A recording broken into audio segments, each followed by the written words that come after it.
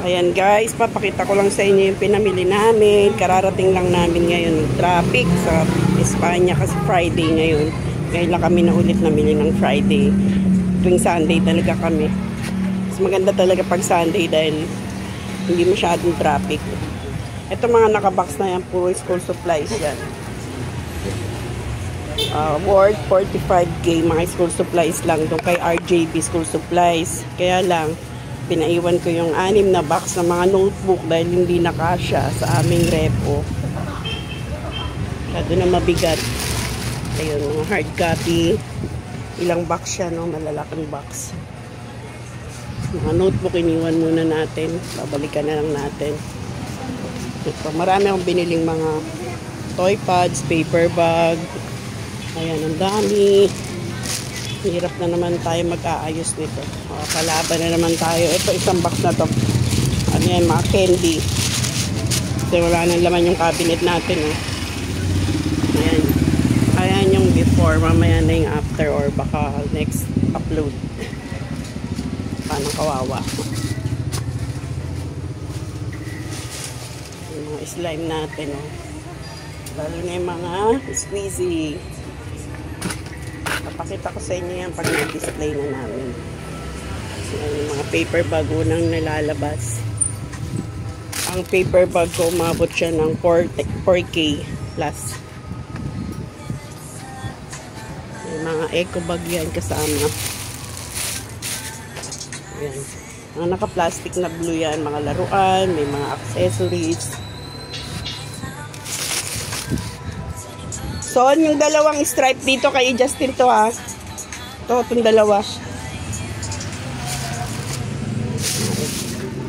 Ito pala mga cutex.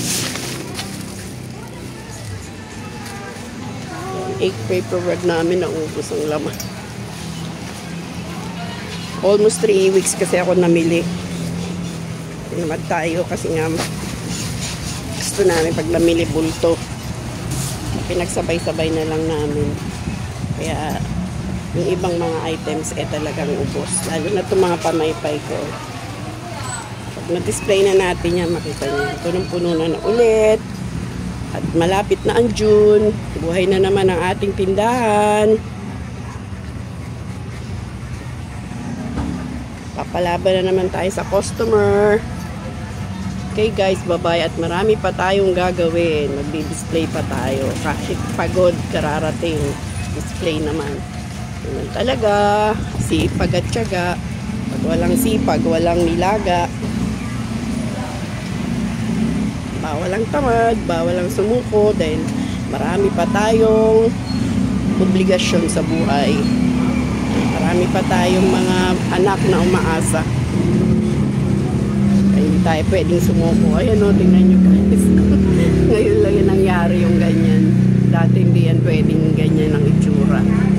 Kaya pinapakita ko sa inyo yan para sa next video ko makita nyo yan na puno na ulit. Ito guys yung binili ko kay Adela. 2 plastic yan. Marami itong mga accessories. Iba-iba. Worth 12,000 ang inabot niya mga accessories na yan. Kakapili mo, hindi mo namamalayan, napaparami ka na. Budget ko lang sana mga 10, kaso maabot siya ng 12,000.